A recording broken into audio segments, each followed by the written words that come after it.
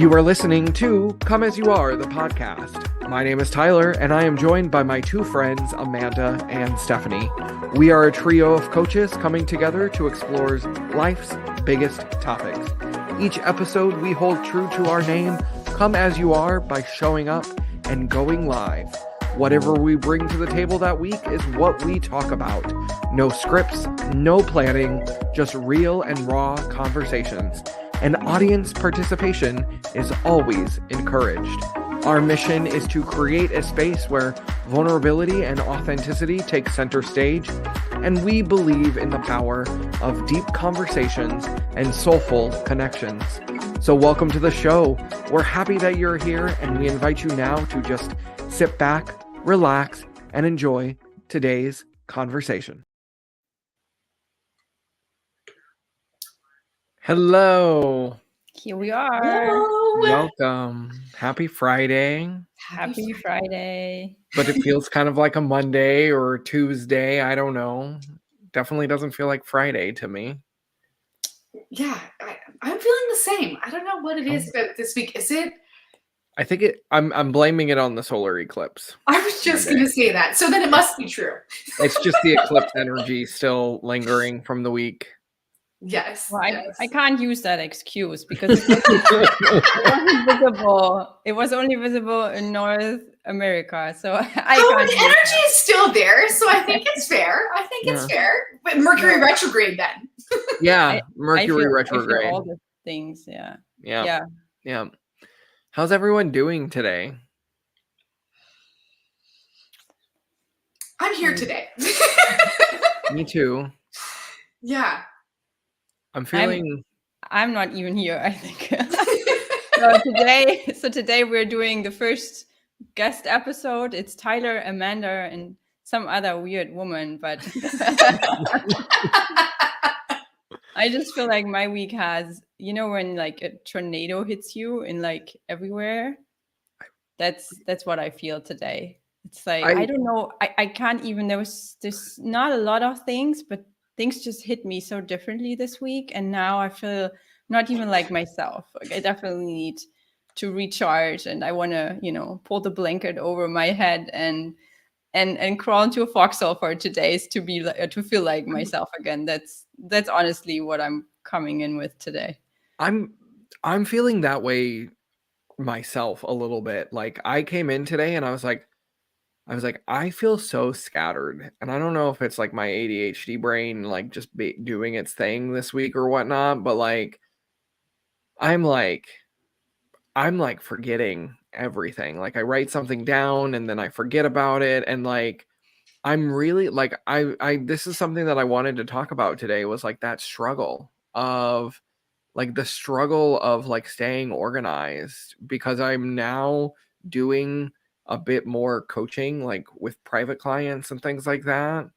And, it was fine when I had like 2, and now I've got a handful of clients, and I'm like, this person has this thing, and this person has that thing, and this person has that thing. And I'm having a real moment of, I think I'm kind of confronted with what has been my fear all along, which is like, am I capable of handling the responsibilities of like running my own business? Like I've always kind of played a little bit small and safe and never really jumped in, and now I'm kind of like jumping in and really doing some things, and I'm like, oh my God, I gotta be really organized. I gotta be like really on top of calendars and schedules and balancing like so much more than what I've done recently. And it takes a lot of like executive functioning skills that like I realize that I struggle with. And so I'm feeling a little bit, I don't want to say like I'm failing, because I don't like the word failure, but I definitely feel like I'm really struggling right now with like the whole organization, time management, like how do I track everything? Like, there's so many pieces to it, and I'm really like I was like, oh my gosh, like I look at my calendar and my schedules and all of the things, and I'm like, oh my God, how am I ever gonna scale this? Is it like that little voice that always told you, no, you can't do it, and now that you're doing it, it's like, no, no, no, no, no, no, I No, told you no, no, it yeah. happen. It's like look how, like you knew this was coming, you knew you're not organized enough to handle all of this, and look at it now. And like it feels very confronting, and I think once, like, I launched something that I've launched recently, which is wonderful. I do this on Friday mornings before our calls. I've launched my own kind of, I'm calling it the marketing and mindset mastery, like, membership.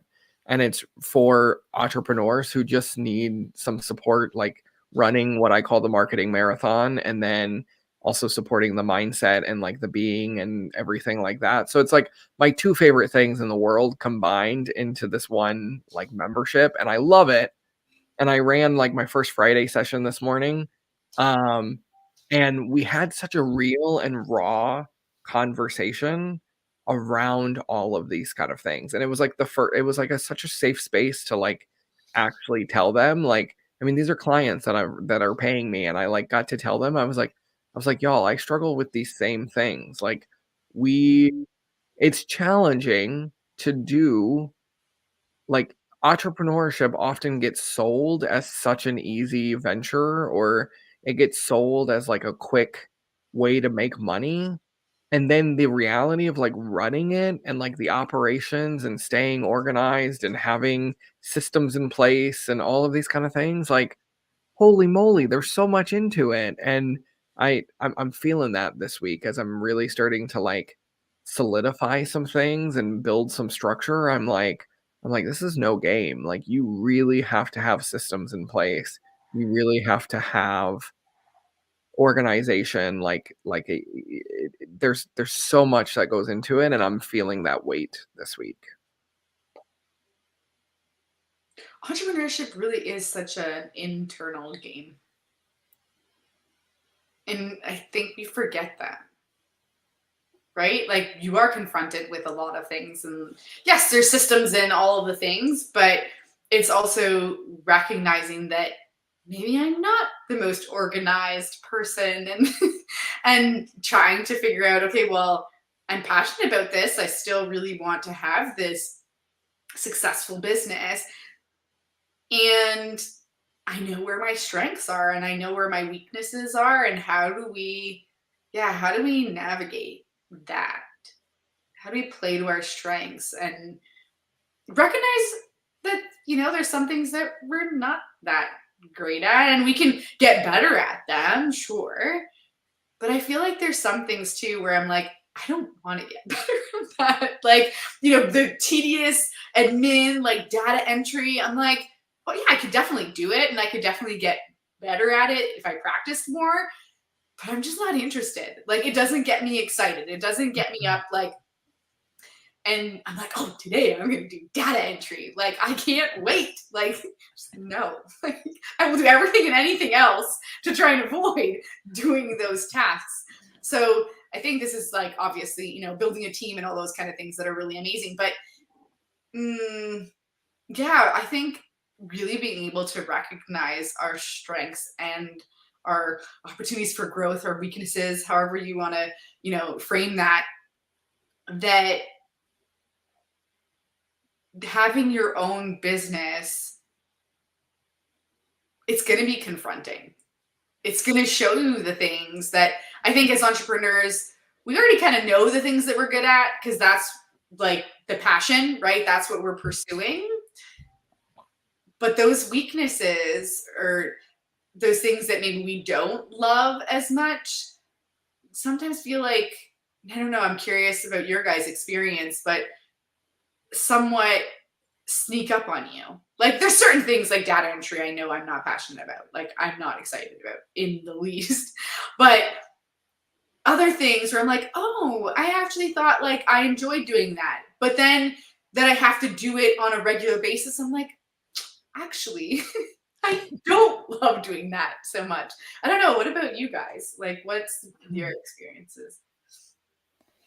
I love how you almost put this on the same level of saying what you're passionate about and where your strengths are, because it's so much easier to do the things that you love doing. Hmm. Usually you're good at them, and when you have like overlap, then that's probably, you know, the direction of your purpose. But then there's also things where we may be good at, but we don't like to do them. Hmm. You're good at data entry, but you just have no passion for it. So it feels like a very dreadful task. So I love how you were like, the things that I'm passionate about are, you know, when there's overlap with what you're also good at, like that's a good direction to go into. And there's something else I wanted to also say. Oh yeah, this identity piece that, like you were sharing, Tyler, of being organized, and you know this might not be your strength, that we don't um, attach this to ourselves and say, oh, because I'm not organized, I cannot ever be a good entrepreneur. Like to really separate this and say, hey, am I going to look at this like I may have done before, of like, oh, I can't organize, so I can't have a business?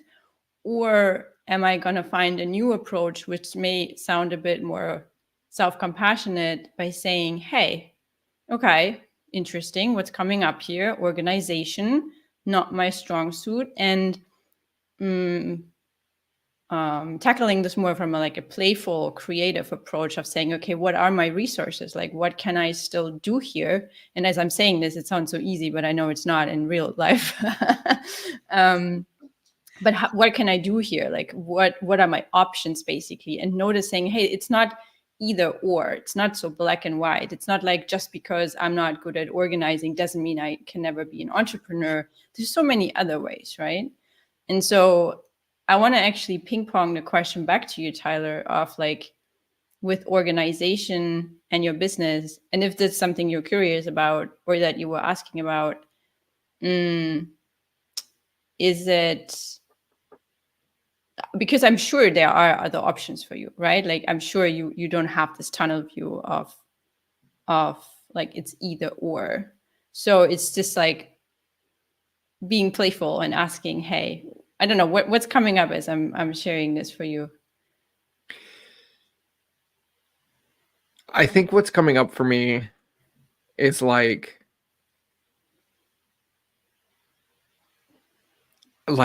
truthfully, like I think like there's the like you see the glamorous side of entrepreneurship so often, and you never actually see like, okay, what is the real day in the life of an entrepreneur? Like, what does that even look like? Because it's sold, oh, I'm gonna go like retreat to the beach and like live the laptop lifestyle and make all of this money and sell the digital products or whatnot. And it's like the, oh, like building out, an automation and then realizing, oh, that workflow doesn't work, or like the campaign, whatever. It's like the multitasking is it doesn't end, and I don't like the feeling of like not being finished. You know what I mean? Which is something that I've been really sitting with a lot recently,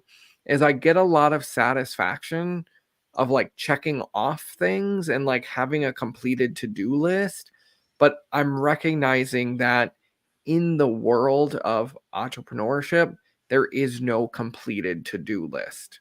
You know, there's just like, okay, what can I work through today? What can I accomplish today? And like recognizing and understanding priorities, understanding the urgencies of things. And it's very uncomfortable. It's very uncomfortable because like, you're always taught like have the to-do list and knock off your, and complete the things and check off the boxes. And, you know, in this space, like I feel like I'm never done. And that's kind of uncomfortable to realize like, oh my gosh, like this is a never ending it doesn't stop and there's no finish to it. And it's that kind of like infinity, like this doesn't end, that kind of hit me for whatever reason. And it's like, truthfully, like, I'm also very afraid, like, it's also confronting because, like, I'm recognizing I'm afraid of, like, commitment too. Like, I'm afraid of, like, committing in for the long term, you know? And, like, I talk to my clients all the time. I'm like, "We're running the marketing marathon and, like, it doesn't end." And then I sit there and think about it and I go, "Oh, it doesn't end." You know? Like, "Oh boy." Like, when you're in it for eternity. And it's, and I realized too that sometimes, like, I have certain passions or I have certain things that I'm really interested in, but when I start to make money off of them, I'm not like the passion kind of dwindles a little bit, you know? Like, it becomes like, this is a big one. Okay, now it's become a business, you know? Like, for example, like building out a landing page or going in and like creating, sales pages and things like that. I I do that on my own, like for my stuff, and I have a lot of fun doing it. But then working with like a client and not knowing their expectations and not knowing kind of what they want, and them not even being able to really tell you what they want or what they need. Like, I get a lot of anxiety when I'm like working on a project because I'm like, "Oh my God, is the client going to be happy with this? Am I fulfilling, my duties, things like that?" Versus like when it's just me playing around with my own stuff, like I don't have to answer to anybody, like I don't have to like seek out. So it's like I have passions, I have things that I enjoy doing, but I realize that sometimes when you take your passion and you turn it into a profit, maybe you're not as passionate about it. Like it change like there's a change there, you know? Coaching is a different thing. Like if somebody wants to pay me all day to like sit there and ask them questions and like deep dive with them, I could do that all day long, you know? And so it's very like it's I think it's helping me realize like, okay, as I start to develop my business and develop my brand, what are the services that I really want to provide and offer so that they can stay in alignment with, you know, what actually brings me joy, knowing that like, these are the things that I like to do and talk about and create. So yeah, it's been interesting because I was like real excited. Like I had this whole vision. I was like, I'm gonna help clients build customized landing pages. And I started to do that. And I was like, I don't love this as much as I envisioned. And so it's that like confrontingness of, oh, you might start something and realize, okay, maybe that's not exactly part of the larger picture. And being okay with that. And so it's been kind of like up and down this week, recognizing like, oh, okay, like I'm doing this, but I don't love that. Maybe I won't offer this again. But again, it's been interesting because I'm learning so much about myself. So I'm grateful for that. It's just been weird. I think what's interesting too is the expectations, right? The expectations that, or the pressure that we put on ourselves, the expectations of other people and what they might perceive, or yeah, that's very, very interesting. And I think there is something different about being passionate about something or enjoying doing something and then turning it into like a job. Or because I can relate to this, I'm thinking of an example where I used to have a custom cake decorating business. And what it started out was as a hobby. Like I love the creative outlet, I love to bake, and it was just fun. And so it first started out where I would make a cake for a friend, and then other people would see the cake, love the cake, ask where the cake come from, and then it kind of just snowballed. So my intention was never to make it a business to begin with. It just kind of happened, and it started growing, and I started getting referrals and lots of customers, and it got to the point where I stopped doing it because it wasn't actually fun anymore. Like I did it at first because I enjoyed doing it and it was something creative that I could do. And I had a little bit more choice in like, oh, well, you're having a Minion's birthday party for your kid. Well, I would love to make a Minion cake. Let me take care of the cake for you. And then it was wedding cakes, and I'm not excited about wedding cakes. And so I started feeling like it's kind of like this, right? Like I was doing the cakes, but there were certain cakes that I liked doing more than others. And then it turned into cupcakes, and then it turned into cake pops and cookies and all of these things. And there was definitely certain things that I enjoyed doing more than others. And so I stopped doing it because it felt too much like work. And I wanted to enjoy it. I wanted to have fun. And I took it as a sign that, okay, maybe this wasn't, meant to be a business. It was just a hobby for me. So I can kind of relate to what you're saying, Tyler, but I feel like it's really interesting the way that you put it in this sense of like, passion and profit. Because I wouldn't have necessarily like made that connection in that way for my experience anyways. So I thought that was really interesting how you like connected those two. Yeah, I don't know. This is really this is making me think. I'm like, this is really interesting. Our conversations always do, but it's really like making me think about how we look at our passions and almost like how are we monetizing those things and what that looks like, because there are a lot of people who are afraid to make money from their passion or to charge people for the things that they do. I even know with some of the cakes sometimes I was like, oh, don't worry, like, it's my gift. Yeah, so I think that's really interesting. Yeah, what does that, I don't know, what does that mean, or what does, I don't know. Somebody say something. I'm stuck here. My brain is like, I think there's two different things that you both mentioned now with the money piece. There's the what Tyler, what you were describing, and I could relate to this. Like when money isn't like, first you just love to do something for yourself, right? Like building a website or whatever. And then you think, oh, I'm so good at this and this really makes me happy, so I'm going to do this for others, and they give me money for it. And as soon as the money the finance piece is involved, it feels all of a sudden so heavy.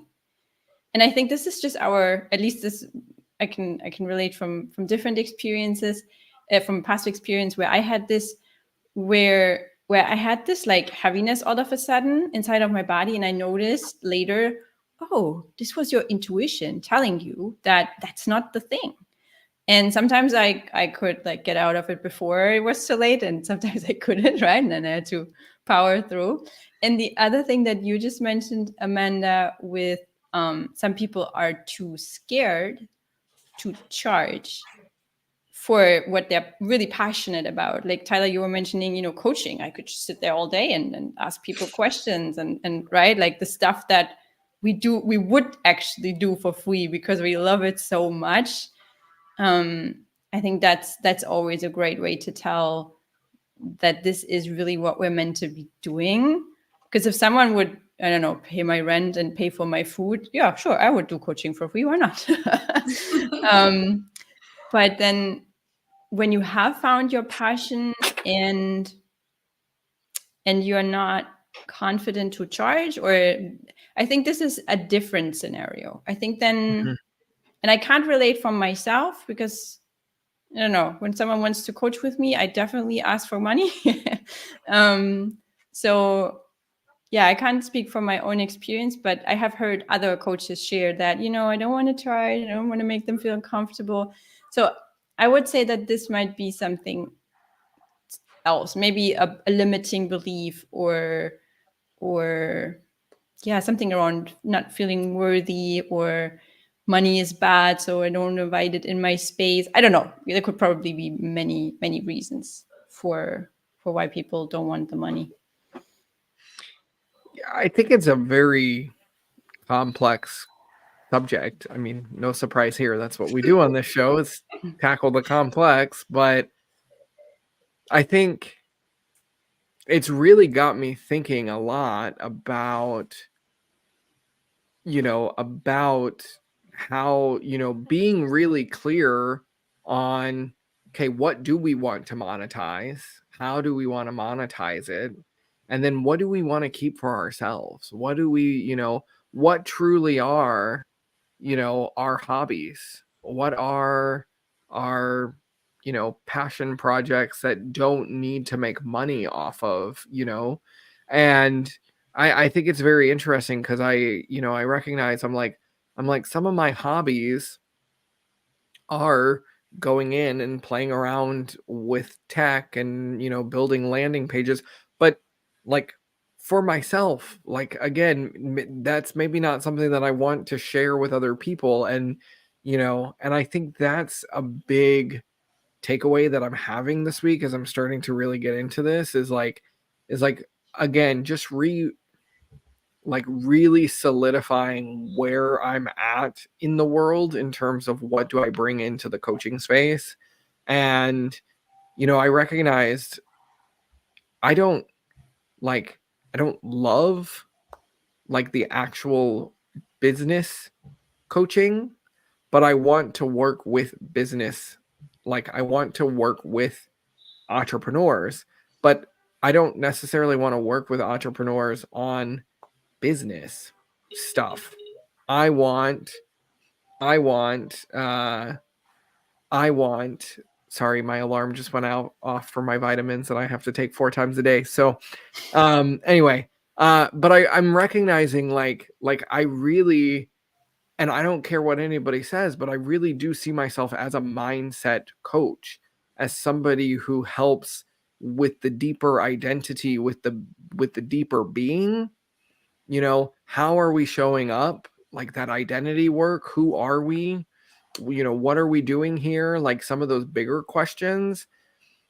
Like, because anybody can teach you how to, write a social media post, or how, what kind of content to write. I don't care about that stuff. I'm recognizing like the deeper impact that I want in all of this is getting entrepreneurs to have rock solid belief and confidence in themselves, and working with them in that capacity versus like the strategy of business. And so I think that was a big, as I'm starting to get into this work with clients, where I'm finding myself being more in love, is with like, okay, getting to help them with like high level strategy, but then also like solidifying that with their beingness, and that the identity work, and like more, it's almost like I want to be a life coach for entrepreneurs,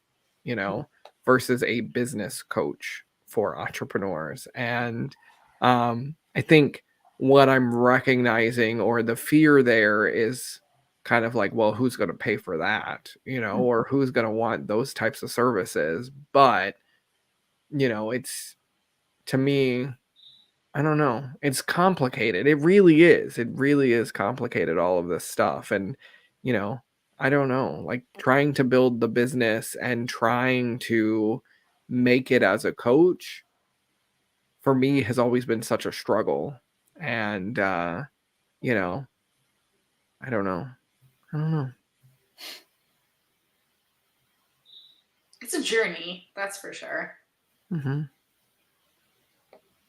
And we're often trying to rush the process or trying to get to the finish line, trying to hurry it up, like make it happen already. And sometimes we just have to slow down and take the time to have the awareness to enjoy the journey and adjust it as we go along, right? It doesn't have to be, oh, well, I know exactly what I'm doing and I know exactly how it's going to be, because probably in a few months or a few years, it's going to look different. And I think we're often so caught up in trying to figure out all of the things right now.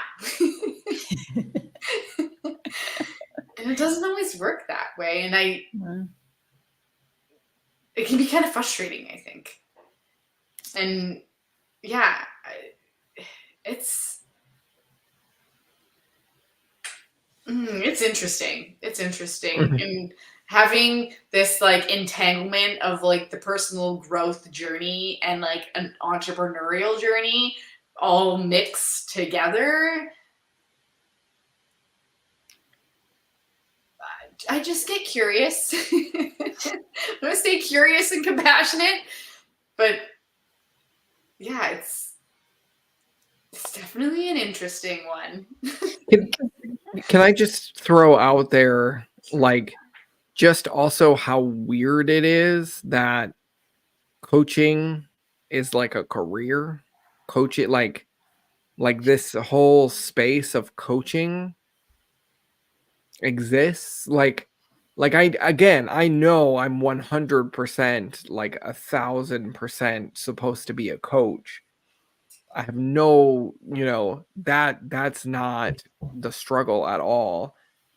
It's just so weird that like this is a career sometimes. And I think like wow, like where, how did this evolve? Where did we get to the point of like needing coaches in the world? And like, I don't know, that was just coming up for me. I had to throw that out there into the mix here.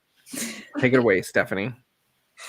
I think there were always, I love that you mentioned this now. There were always coaches, but like back then they called them healers and shamans and like village elderlies and whatnot. So I believe we've always been here. It's just different titles, and now we call them coaches and practitioners of some kind of fields. Yeah, I think coaching in that sense is super unique in like you're selling yourself, because especially what you mentioned, Tyler, life coaching. And I think this is why coaching had a rough start in terms of reputation, because like what can someone else teach you about life? Because everyone's just trying to make it, right? Like what do you know that I don't know yet, right? So I think we've come a long way since then. I would say this has definitely gotten better. But yeah, at the end of the day, you're selling. It's like this weird intersection of having to be an entrepreneur, right? Having your own business, being a business person, and then also you're sharing openly about yourself, you're being vulnerable and authentic and all these juicy, wonderful things that we love about self-development. But if you want to put it in like these terms of like you're selling yourself. And I think this combination makes it so, yeah.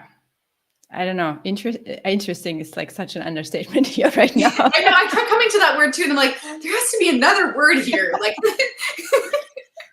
but I love what you said earlier, Amanda, of like staying curious and like having self-compassion. Like that's definitely a good approach, especially in those moments where you're like you mentioned, Tyler, like, how do we even get to this place? Like, what's happening?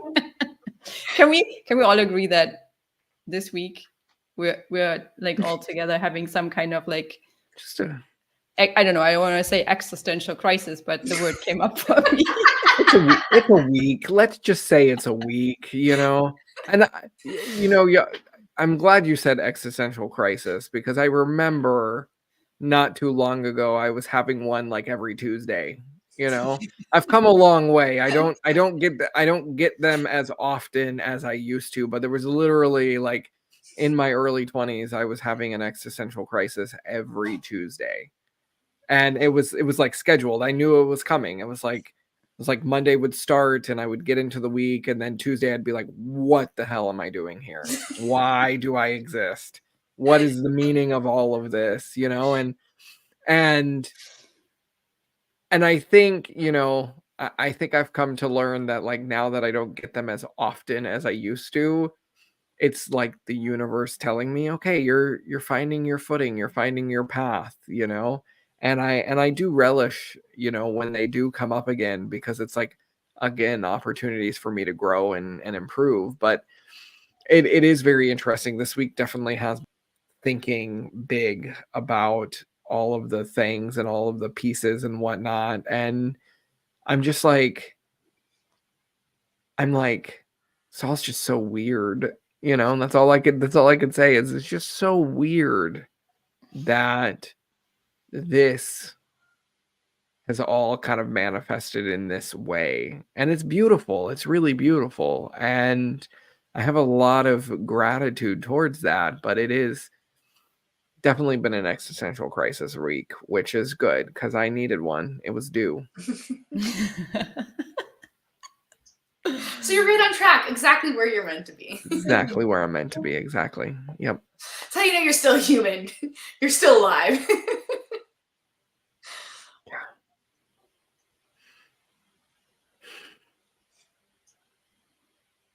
Yeah, I'm in that camp also. I'm like, what's happening? And I feel like I want to say that some of it I understand it. Like I had 2 super intense therapy sessions this week. And so they're always great invitations for existential crisis, right? Like something you believed for 30 years, what? That's not actually true. Are you kidding me? Those kinds of moments.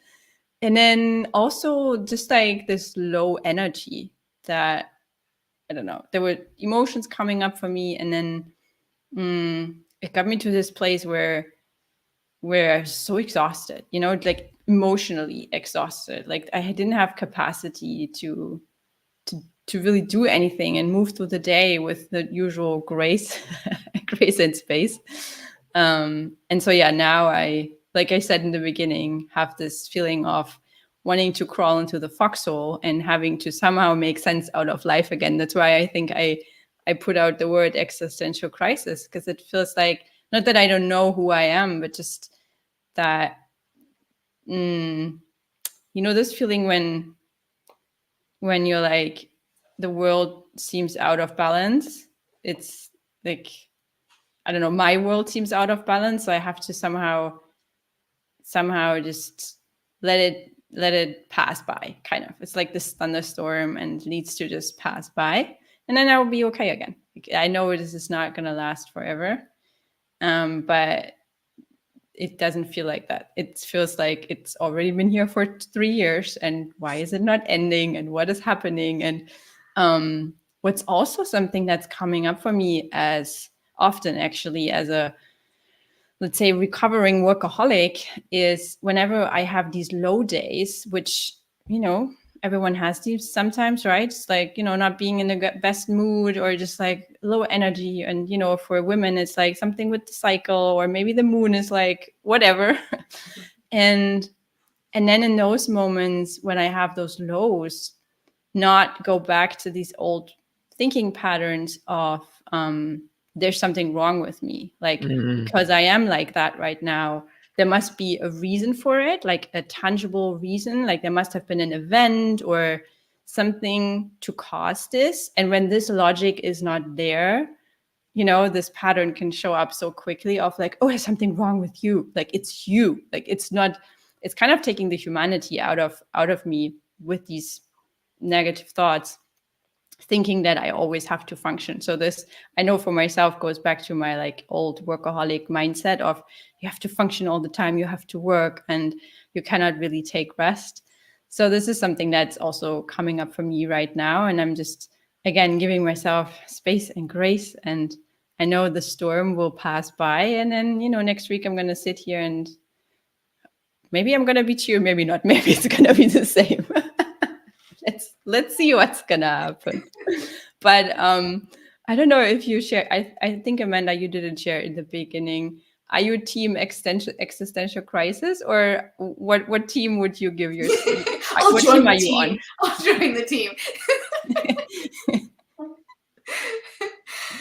Yeah, no, I definitely feel you guys. And I really like going back to where we started. I do think that like actually the things that are happening in like the planets and all of that, like I truly believe that that's a big influence on, I mean, the fact that, we're 3 people and there's many more in the world, but just like the synchronicity of that, right? And so like how those energies can really play into things. And that's something that like I've really gotten really into and curious in the last few years, and really understanding how like things outside of ourselves and how like energies can really affect us. And knowing too that, like you were saying, Stephanie, that it's just a moment in time. Like there's maybe in an hour or the next week, like it'll be something different, but that we have this awareness of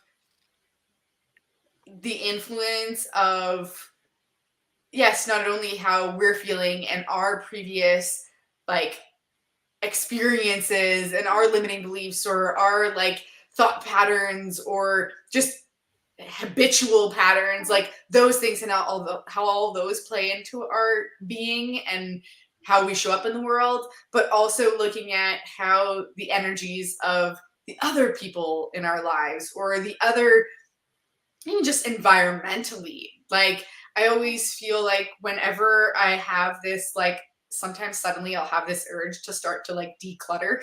Like, ooh, like I really just want to like declutter like this closet. And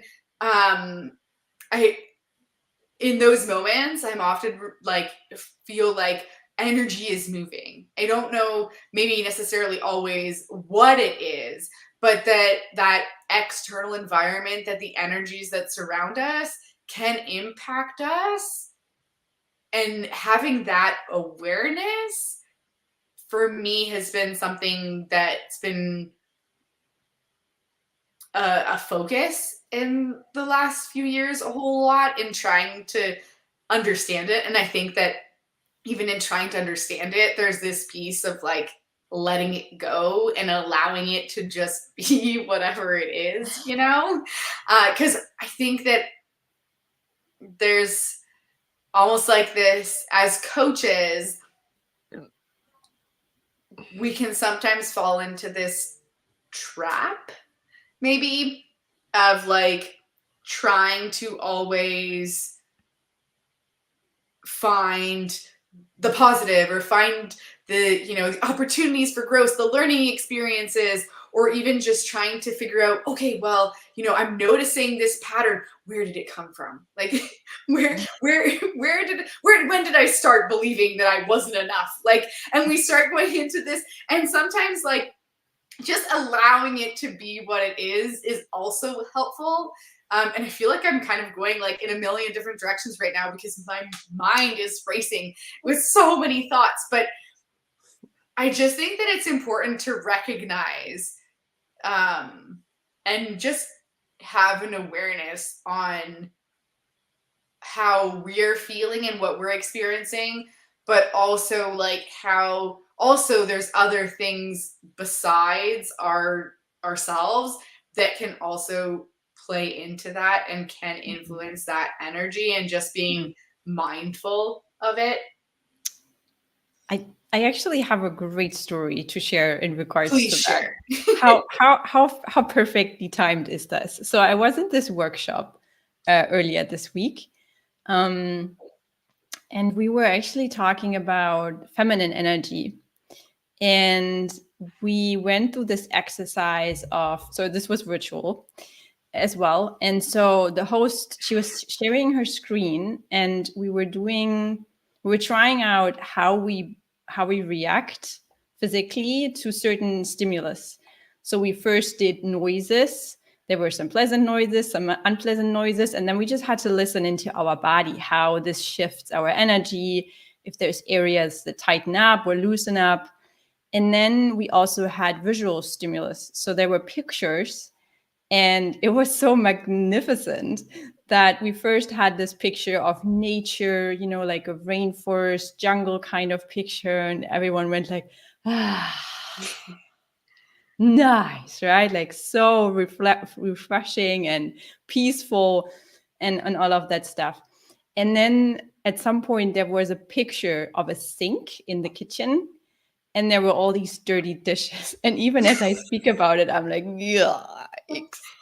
And you know what's so interesting? I always kind of forget how clutter at home, how that affects me. And I never fully embodied this until I had this experience this week in this workshop of like, holy cow, how much this can do for myself, and how much I can have a more of an open heart when I'm in a neat or in a, you know, more uncluttered environment or decluttered environment. So this has literally, because I had this embodied experience. Do you know how clean my kitchen is since then? And it's honestly not coming from this place of, oh, I now have to clean up my kitchen so I can feel better, right? It's really coming from this place of, wow, I get to like really open up my heart when I'm looking at a clean kitchen in the morning. I go in there and like there's no dirty dishes, and it's actually shifting my energy so much. And honestly, these are the little things, right? Like you mentioned with the habits, we forget about this and we don't even recognize, and it goes unnoticed. But of course, you know, with the work that we do, we are naturally a bit more curious. And I don't know, for me, it was a spectacular demonstration of these little things. So I think this has definitely shifted for me the energy of the motivation for me to just do like 5 minutes of cleaning, because that's all it is, right? You don't even have to always do all the scrubbing and wiping and whatever. It's like 5 minutes in the evening and everything's is kind of like okay. And yeah, just coming from this place of, I get to do this for myself. I deserve to do this, because I deserve to come into the kitchen in the morning and feel like a queen and be like, wow, look at all this tidying and all this, like, you know, spotless stuff. So yeah, I can really relate to this. Like it makes such a difference, these little things. I think it's those little things matter like so much. Like like, okay, I'll share just a little story here. This whole week, I made my bed. Like, that was my win, was every day this week I made my bed, which was not something that I always do, because like I don't ever think about it. But you know, walking into your room with like a freshly made bed, and like it feels so much more inviting. So I get that. It's kind of like the kitchen and the dishes and everything like that. Like it's so subtle, it's so little, but those kind of things matter. And I used to like I literally have had like some massive growth in this space recently, because I was like it doesn't really matter if you make your bed, like you're just gonna sleep in it later that day. And it's like an opportunity to hit reset. And I feel like this whole conversation, to some degree, honestly, I'm going to say it, kind of feels like our scatterbrain salad episode from like over the summer. Like we're all over the place today. This has not been very connected, like super just scattery. But like, I almost feel like even this, like today's episode and this like scatteredness that we needed to just get out is also like decluttering in a way. Like we just came in and we had like all of these things swirling through us and in us, and we were just like, I'm gonna come dump it out today. Like, come as you are. We're just gonna like, we're gonna declutter our brains in this space today. And you know, I'm feeling better actually. Like as we're kind of bringing this to the end, I'm sitting here going, oh my God, I just carry a lot of clutter in my own brain sometimes, in my own thoughts, and like getting that out, you know, and being able to just clear that space is it that's important. Just like making your bed, just like picking up the kitchen. Yeah. It sometimes is just in those tiny little things that can make a big difference. And when we're so focused on the big humongous things, then I think sometimes then we forget all the little things that it takes to get to the big thing, or just the 5 minutes to make the bed or the 5 minutes to wash the dishes. But when we take those 5 minutes, it makes a world of a difference. Yeah, it's like a self-commitment, right? It's like I'm saying yes to myself. I deserve this. Mm-hmm. Yeah. And it doesn't have to, you know, be,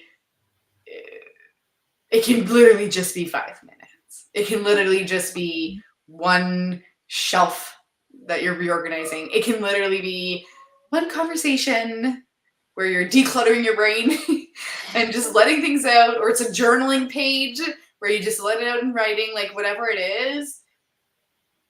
And different days, different times might call for different things. But when we get in the habit of doing those things, we just feel so much better.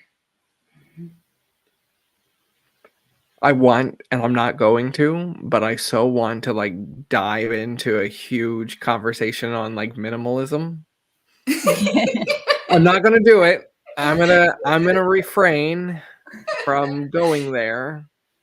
But I will say I believe that's why minimalism is so powerful as a principle, is because it's focused on the essentials. It's essentialism. And it's the little things. It is the little things that matter. And I think we live in a world that is so big focused. So like, what is the end game, the end goal, that we miss the joy of the journey, that we miss the joy in the little things. And that's what I'm taking away from this conversation today, is that I really value the little things. Well, we both know how much you love minimalism, Tyler, so we applaud your restraint. I know this, I hope you didn't pull a muscle doing that. No, it was hard. It was hard. I'm just grinning through it, you know. And yeah, as we're coming to a close here, I want to invite everyone watching and listening. What is one thing that you have done for yourself today, because you know you deserve it and you know it's the little habit? Or what is something that you're committing to doing starting today? Maybe it's just making your bed or arranging your shoes nicely for your slippers before you go to bed, so you can just jump into them in the morning. It can be really as little as that. Or cleaning up your kitchen, or yeah. What is one thing that you love to do for yourself? That's our question for you today. And thank you all so much for listening, for tuning in to, I think, the second weirdest episode we have ever done. That's really fair to say. Did we actually ever publish the weirdest one? I don't think we ever published Scattered Brain Salad. Okay. Maybe we'll save that for a special event. Yeah. But I love how we really get to, like, the invitation, I love the invitation that the question that you're asking, Stephanie. And I think in that, this underlying invitation in our conversation today is like, just come as you are, show up in just your full authenticity and do something that makes you smile and have a scatterbrain, have a scatterbrain salad.